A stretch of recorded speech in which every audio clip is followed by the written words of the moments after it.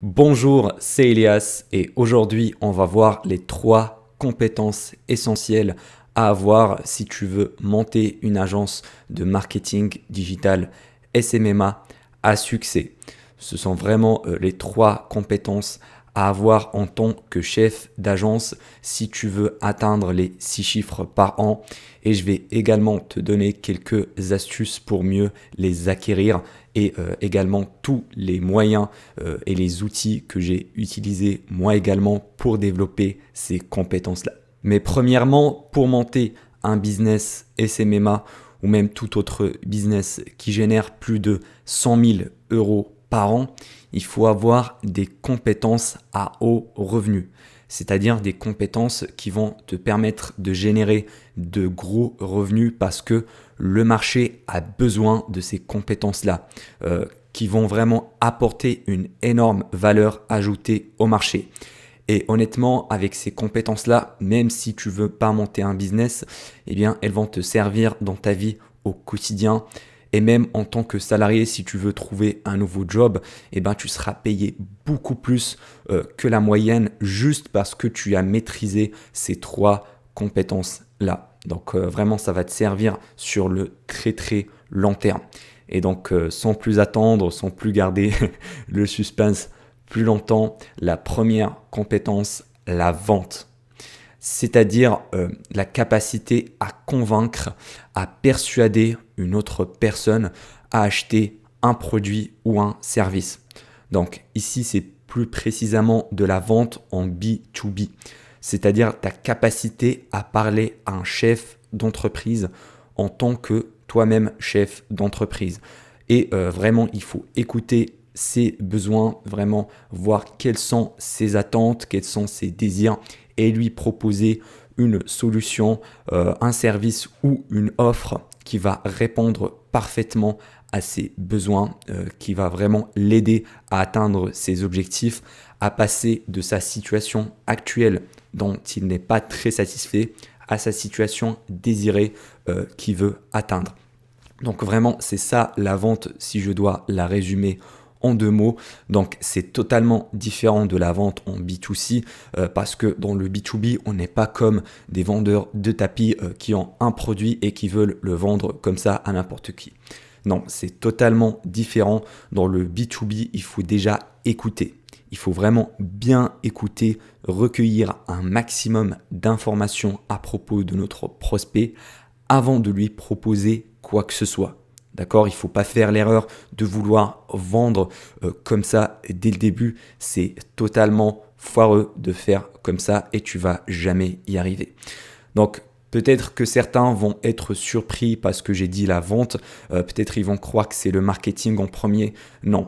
À mon avis, la vente, c'est vraiment la base d'une agence marketing. C'est le nerf de la guerre. Parce que si tu es le meilleur expert en marketing digital au monde, si tu es le meilleur expert en Facebook Ads au monde, si tu n'arrives pas à vendre, si tu n'arrives pas à convaincre un chef d'entreprise pour acheter ton service, pour profiter de ton offre, eh ben ça sert à rien. Tu n'as pas d'agence marketing. Donc c'est vraiment la compétence numéro 1 à avoir, sinon ton agence va mourir ou bien tu vas jamais signer ton premier client. Et c'est la compétence qui génère le plus d'argent dans le business parce qu'elle te permet de chercher l'argent directement. Vraiment, c'est le fait d'aller prospecter et de vendre, signer le client qui va te permettre de gagner de l'argent, qui va te permettre de scaler ton agence. C'est pas le fait d'avoir un joli site web avec un joli branding, avec de jolis réseaux sociaux, ou bien en créant une SARL au lieu d'une SAS ou en tant qu'auto-entrepreneur. Tout ça, c'est juste des futilités alors que la base, c'est chercher l'argent. Et je vois tellement de débutants qui sont en train de perdre leur temps à faire des petites tâches à droite à gauche pour faire semblant d'être productifs, alors que la seule chose sur laquelle ils doivent rester focalisés et concentrés, c'est la vente. Contacter des chefs d'entreprise et essayer de leur vendre leurs services. Maintenant, comment acquérir cette compétence-là de la vente ? Eh bien, déjà, premièrement, je vois que beaucoup de débutants ont vraiment un gros problème avec leur confiance en soi. C'est-à-dire qu'ils sont pas très sûrs d'eux, ils sont pas très à l'aise lors de leurs appels de vente et malheureusement le prospect derrière le ressent et du coup il va pas signer parce que si la personne en face elle a des doutes, elle est pas très à l'aise, ça donne pas du tout envie de travailler avec elle. Donc moi personnellement, j'ai galéré à mes débuts avec ça. Voilà, je détestais faire des appels de vente. Vraiment, j'avais très très peur.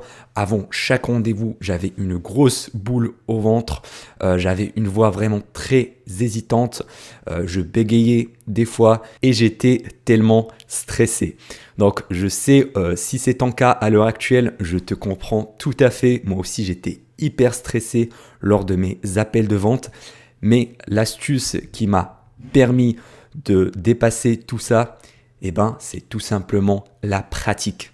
En pratiquant à chaque fois, en prenant plusieurs appels de vente, le premier, le deuxième, le troisième, le 10e, on s'améliore. D'accord ? J'avais beaucoup plus confiance en moi lors de mon 20e appel de vente que lors de mon premier appel de vente. Vraiment, c'est avec la pratique, c'est comme à la musculation, tu es en train d'entraîner un muscle qui est ta capacité à vendre et également ton attitude d'être vraiment à l'aise et détendu face à des chefs d'entreprise.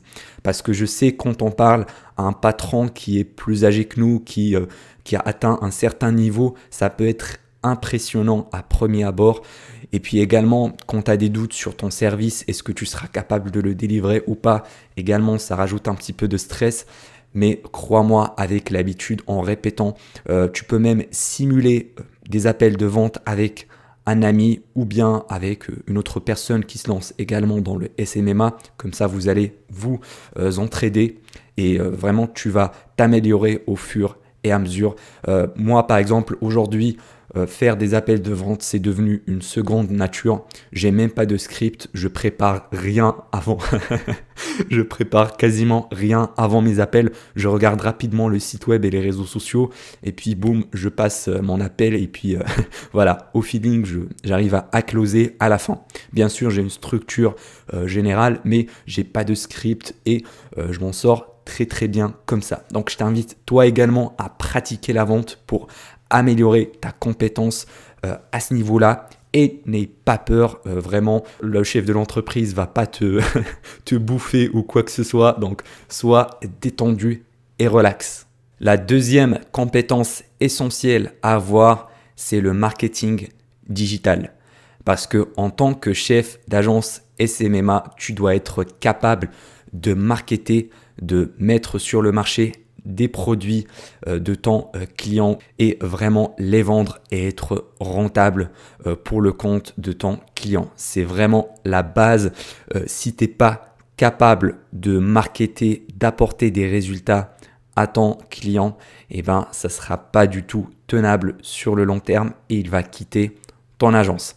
Donc le marketing digital, c'est quand même un domaine qui est hyper large. Mais pour te résumer vraiment le concept, c'est très très simple. C'est marketer, présenter, commercialiser un produit sur le marché pour avoir un maximum de ventes derrière. Donc c'est vraiment ça le marketing. Ne cherche pas à trop compliquer la chose. Il y a plusieurs sous-domaines et moi je te conseille vraiment de te spécialiser. Par exemple, tu fais uniquement de la publicité Facebook ou uniquement de la publicité Google ou uniquement du community management. Vraiment, ne te lance pas sur plein de services différents. Les agences 360, c'est juste un mythe, ok? Ça sert à rien, surtout lorsque tu démarres. Tu peux pas avoir des compétences à la fois en Google Ads, en Facebook Ads, en TikTok Ads, en community management, en SEO. C'est juste impossible. Tu es une seule personne au début, tu as un seul cerveau, donc apprends une seule compétence, par exemple Facebook Ads, et propose ce service-là. D'accord ? Tu n'as pas besoin d'apprendre vraiment tous les tenants, les aboutissants de chaque métier du marketing digital. Sauf si tu veux vraiment scaler à un autre niveau et vraiment construire une grosse agence. Dans ce cas-là, oui, tu peux avoir un département SEO, un département Google Ads, un département community management. Mais pour les débutants, prends un seul service. Et le marketing, ça veut tout simplement dire mettre le bon produit devant la bonne personne pour que ça matche entre eux et réaliser une vente. Vraiment, c'est ça le marketing. Et le marketing numérique, c'est juste qu'on a changé le support. Avant, on vendait sur la télé, on vendait sur des journaux, sur des magazines, je sais pas moi, sur des panneaux 4x3. Mais aujourd'hui, le marketing digital sur les réseaux sociaux, sur les moteurs de recherche, c'est vraiment ce qui est le plus rentable à l'heure actuelle parce que tout le monde est sur les réseaux sociaux. Mais il ne faut pas oublier que le marketing digital, ce n'est pas une solution magique. Si le produit que tu veux marketer ou le produit de ton client ne répond pas à un besoin profond dans le marché, eh bien ça ne sert à rien, il ne va pas se vendre ou bien en tout cas vous n'allez pas être rentable. Donc déjà il faut que le produit ait un product market fit, donc c'est-à-dire que le marché a besoin de ce produit-là avant de pouvoir le marketer. Moi, par exemple, je ne travaille pas avec des startups parce qu'ils n'ont pas encore trouvé ce product market fit. Donc, ils sont en train de lancer un nouveau concept qui n'a jamais été testé sur le marché. Et moi, en tant que marketeur, ça sera hyper compliqué d'être rentable. Donc, je travaille uniquement avec des entreprises qui ont déjà une preuve de concept, qui ont un produit qui se vend déjà en organique sans avoir à faire de la pub. Et la publicité, ça va juste être la cerise sur le gâteau. Ça va juste leur permettre de scaler leur activité et d'augmenter leur vente. Mais ce n'est en aucun cas une solution magique qui va transformer un produit dont personne n'en veut à un produit qui se vend comme des petits pains. Non, ça c'est impossible. Et donc pour apprendre cette compétence-là du marketing, il faut déjà vraiment comprendre ton avatar client. Quelle est la personne que tu veux cibler avec tes publicités? Quels sont ses désirs? Quelles sont ses douleurs profondes? Quels sont leurs objectifs? Vraiment, en comprenant ton avatar client cible, ça te permettra de créer des messages de marketing qui vont vraiment lui parler, qui vont être convaincants et qui vont répondre à son besoin. C'est ça le secret du marketing, c'est la compréhension de ton avatar client. Parce que le marketing, c'est vraiment à 80% de la psychologie humaine. Vraiment, c'est des biais cognitifs qu'on pourra utiliser pour convaincre nos prospects à acheter nos produits. Après, si tu veux apprendre vraiment les compétences techniques, comme par exemple Facebook Ads ou Google Ads, eh bien, je t'invite à aller sur la partie playlist de ma chaîne YouTube. Tu trouveras une playlist Facebook Ads et une playlist Google Ads. C'est totalement gratuit et tu pourras apprendre tout de A à Z. Donc, tu peux aller les voir après cette vidéo, bien sûr. Troisième compétence, la gestion d'équipe et le management. Pourquoi ? Eh bien, tout simplement parce que avoir une agence marketing, ça veut dire avoir un vrai business. C'est une vraie entreprise. C'est pas une méthode pour gagner de l'argent rapidement. Donc, il faut penser sur le long terme. D'accord ? Il faut penser aux prochaines 5 années, aux prochaines 10 années de ton agence au lieu juste de penser sur les prochains 5 mois ou les prochains 10 mois. Vraiment, il faut avoir une vision long-termiste. Et pour durer dans le temps, il faut absolument construire une équipe performante et vraiment cohérente qui va t'aider à scaler ton business. Donc, quand tu vas être un débutant, bien sûr, tu vas faire toutes les tâches toi-même, mais pour passer un certain palier, tu es obligé de passer par la phase de délégation.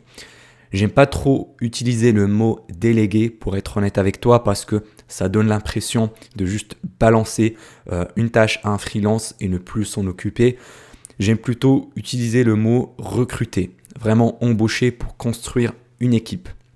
Parce que voilà, au début, tu fais par exemple la prospection, tu fais le lead sourcing, tu fais la vente, tu fais la prestation de service en lui-même et toutes ces tâches-là, pour vraiment scaler, passer un certain niveau, dépasser les 20 000, 30 000 euros par mois, tu dois commencer à recruter des personnes compétentes dans chaque domaine. Donc pour la partie service, tu dois recruter un média buyer. Par exemple, si tu fais de la publicité Facebook, Ensuite, tu dois recruter un lead sourceur, donc une personne qui va te créer tes listes de prospects à contacter.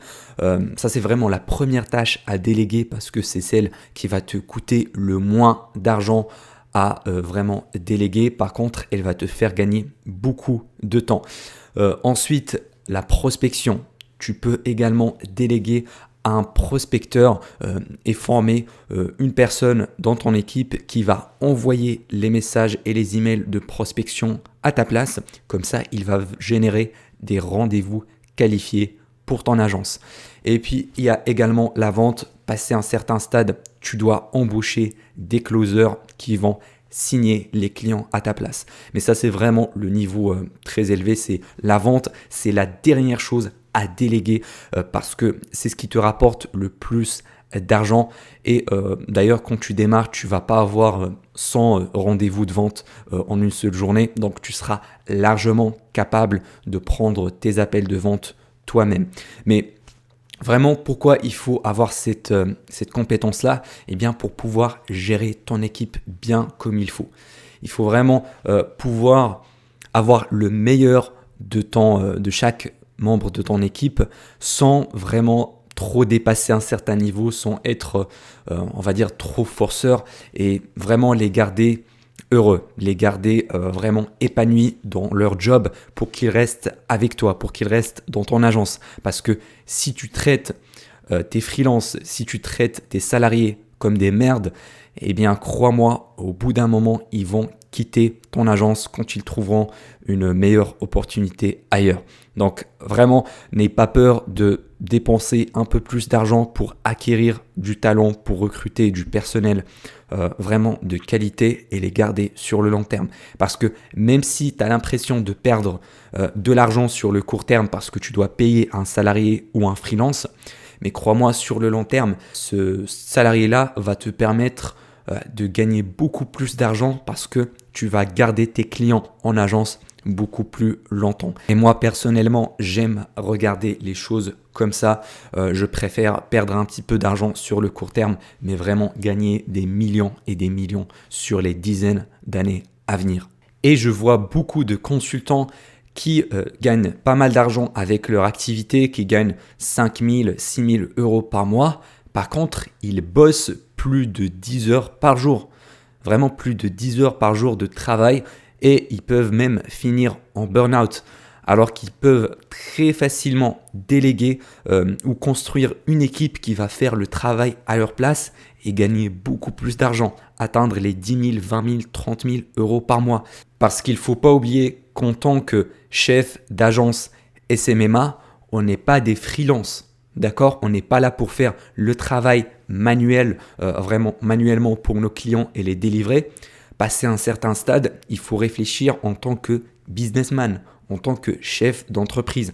Et au lieu de travailler dans son agence en faisant les petites tâches manuelles comme le lead sourcing ou bien délivrer service, il faut vraiment level up. Il faut passer un certain niveau et travailler sur son entreprise.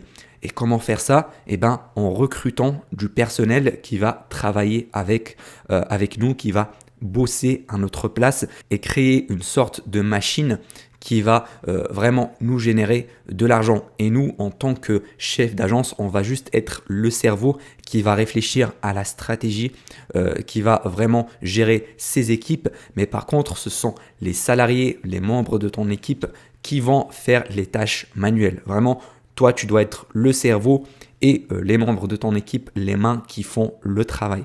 Vraiment, c'est ça l'objectif qu'il faut avoir. Bien sûr, au début, tu ne pourras pas déléguer tout, mais il faut vraiment changer son état d'esprit à ce niveau-là. Et moi, personnellement, j'ai été piégé dans cette phase de freelancing pendant plus d'un an.